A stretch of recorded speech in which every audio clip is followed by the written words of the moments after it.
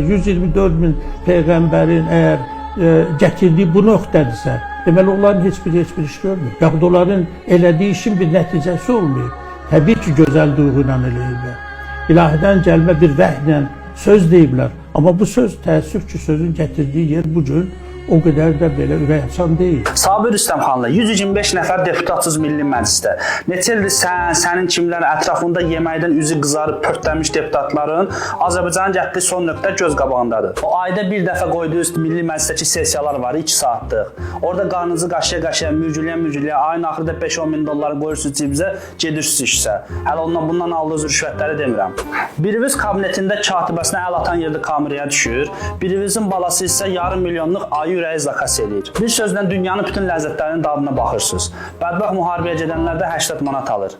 Nə həyatsız adamsınız siz? Ay pörtləmiş. Kimin nəyinə lazımdır sənin peyğəmbərlər haqqında fikirlərin?